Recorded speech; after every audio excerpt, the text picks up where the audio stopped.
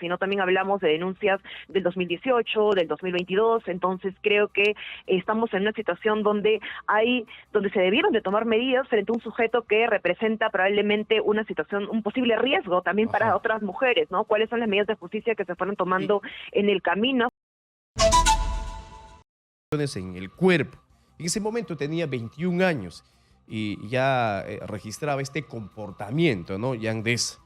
El delantero sumó 3 acusaciones en ese año en la comisaría de Maranga. Su cónyuge narró que se encontraba embarazada cuando la golpeó, pero en ese momento el Club Alianza Lima no tomó ninguna medida, ¿no? Caso contrario, esta vez, que Juan Pablo II, el club por la que se había anunciado nuevamente su renovación, Yandesa ha tenido que, lo han expulsado del club por su mal comportamiento, ¿no? Ante nuestra política, dice el club, no vamos a permitir este tipo de comportamientos y terminaron cesándolo al futbolista. Y que él, además, ha tenido que cerrar todas sus redes sociales, quizá para evitar el cargamontón y las críticas en su contra por un nuevo caso de violencia contra su expareja. Estamos hablando de la señora Álava, quien denunció esta última agresión. Y entonces hablamos de alguien que ya tiene esta costumbre, ¿no? Con ella, con otras parejas que ha tenido, y que hubo un denominador común, la violencia ejercida contra sus parejas. Vamos a conversar sobre este tema con Catherine Soto. Ella es experta en temas de género, a quien le damos la bienvenida. Hola, Catherine. Muy buenos días. ¿Qué tal, Jack? Buenos días.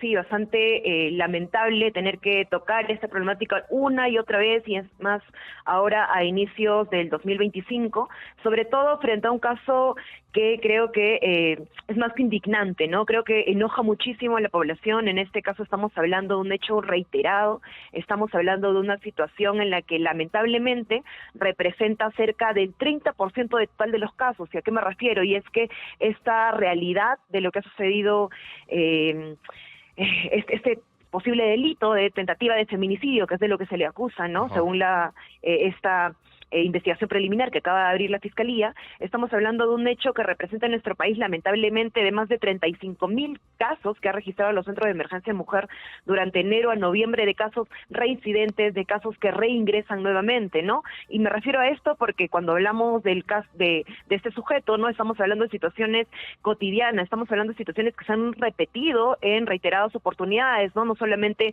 se habla de denuncias del 2015, sino también hablamos de denuncias del 2018, del 2022, entonces creo que estamos en una situación donde se debieron de tomar medidas frente a un sujeto que representa probablemente una situación, un posible riesgo también para Ajá. otras mujeres, ¿no? ¿Cuáles son las medidas de justicia que se fueron Y, tomando en el camino frente a las denuncias o pedidos de auxilio que tuvieron también esas mujeres cuando, o en este caso su expareja, cuando acudió también hacia los servicios estatales? ajá. Y eso es lo que me preocupa, Catherine. Bueno, de los casos que recién se conocen, no sabíamos cómo era esta persona y luego me di cuenta de que era un violento.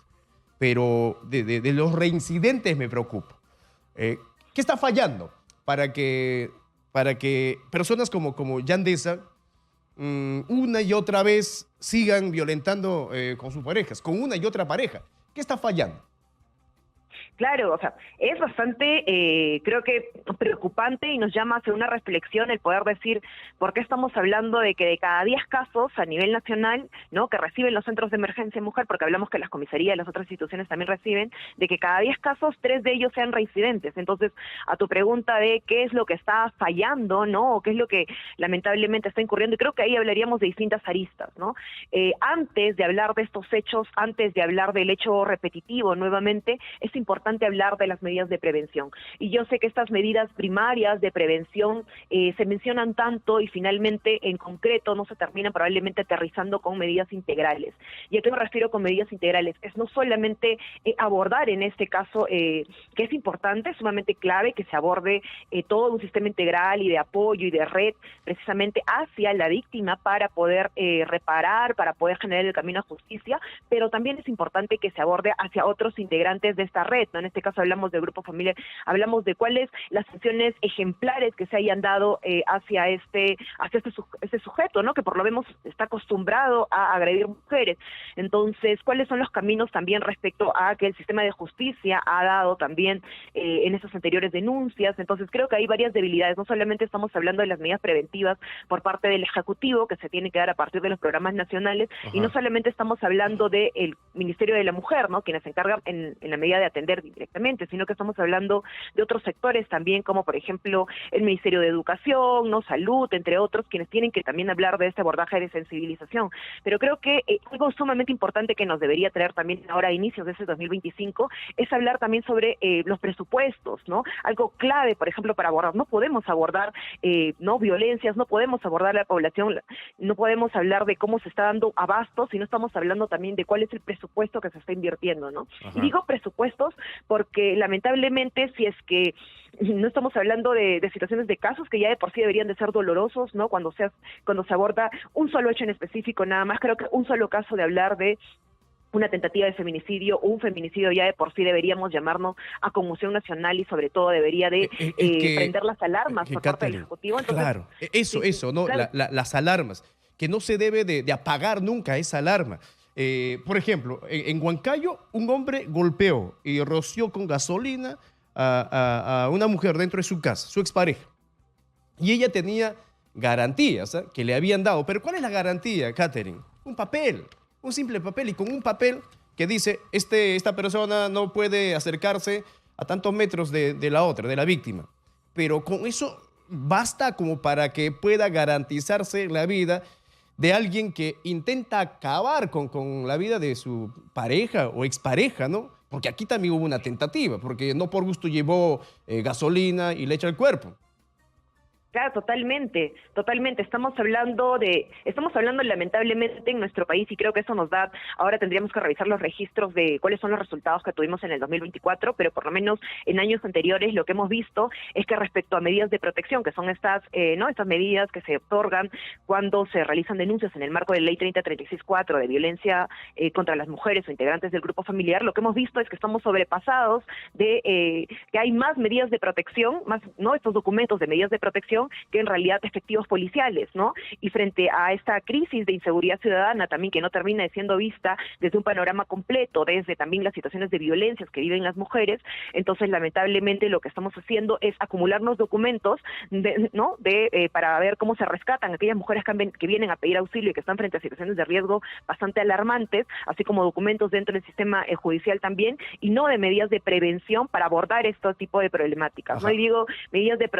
Y te mencionaba el tema de los presupuestos, disculpa que regrese nuevamente a esto, porque si no está sensibilizando por lo menos hacia quienes se encargan de cumplir, así como se encargan de cumplir la norma, de cumplir los presupuestos o de distribuir esto mismo, entonces que por lo menos nos sensibilice hacia quienes están encargados de ejecutar ese tipo de medidas, que les sensibilice por lo menos el saber de que si una mujer regresa nuevamente hacia un centro de emergencia mujer o una vez más hacia un servicio estatal, estamos también invirtiendo un presupuesto público, ¿no? Entonces, si las vidas de las mujeres de por sí no están sensibilizándose el riesgo, la situación cotidiana de peligro que se está viviendo, entonces que por lo menos que toque o sensibilice el presupuesto que se está también invirtiendo en cada uno de los casos.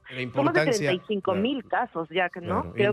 Entiendo, Katherine, la importancia del presupuesto para el trabajo, de información, de campaña, de sensibilización que se tiene que realizar.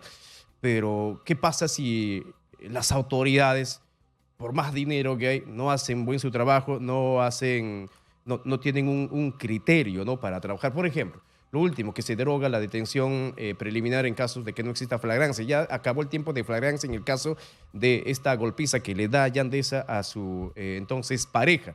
Y ahora no se puede solicitar detención preliminar contra este futbolista, ¿no? Entonces, por más dinero, entiendo, cuando hay incapacidad o cuando no hay buena actitud de la autoridad, simplemente no vamos a poder acabar con el problema, Katherine. Totalmente, y sabes, en otros medios precisamente se mencionaba, ¿no?, que la denuncia se había hecho dentro del plazo de las 24 horas. Entonces yo solamente lo dejo como en cuestionamiento para ver qué es lo que sucedió, ¿no? Porque se menciona que la agraviada habría acudido primero, por ejemplo, a la comisaría de Maranga, luego de Ajá. ello le habían llevado a la de Pincri, y luego de la de Pincri le dijeron de que no era calificado como una tentativa de feminicidio, la regresaron nuevamente a la comisaría. Entonces, estas diligencias en las cuales te regresan a un espacio, luego nuevamente donde se pierden horas, donde te revictimizan, donde se cuestionan los delitos cometidos. Entonces, ¿qué es lo que se está esperando, no? Que para que se califique como una tentativa de Exitosa. feminicidio, las mujeres, el mensaje que se le está dando a la ciudadanía, a las mujeres, a las niñas, adolescentes, es que tienen que llegar arrastrándose a la comisaría, o que Mm. tienen que terminar llegando ya casi sin signos de vida hacia estos espacios, o tenemos que hablar de mujeres que ni siquiera pueden comunicarse por cómo terminaron después de este episodio, ¿no? Creo que es bastante cruel el que se le haya sometido a estas situaciones. Yo creo que sí se pudo capturar a la persona en una situación de flagrancia dentro de este Correcto. plazo de las 24 horas. Es más, el mensaje que ha dado el general policial también hace poco, en mencionar de hacerle un llamado, hacer mención a que él también tiene derechos y todas las garantías, creo que no es un mensaje contundente, que es el que necesitamos dar en este año, o es el mensaje que necesitamos dar de forma rotunda hacia la ciudadanía, porque hay que tener claro, cuando estamos hablando de este personaje, de Gian, no estamos hablando de cualquier ciudadano, o sea, estamos hablando, Estamos ¿no? Creo hablando que estamos hablando de un sujeto que sí. pertenece a un club, estamos hablando de ¿No? alguien que de alguna forma... Y además, Catherine, que termina siendo peligroso por sus antecedentes, ¿no? O sea, no es la primera vez que termina violentando a su pareja. Catherine, yo te agradezco enormemente por tu tiempo para poder conversar sobre este tema de violencia en las relaciones sentimentales. Gracias a Catherine Soto, experta en temas de género, ¿no? Y sí, el general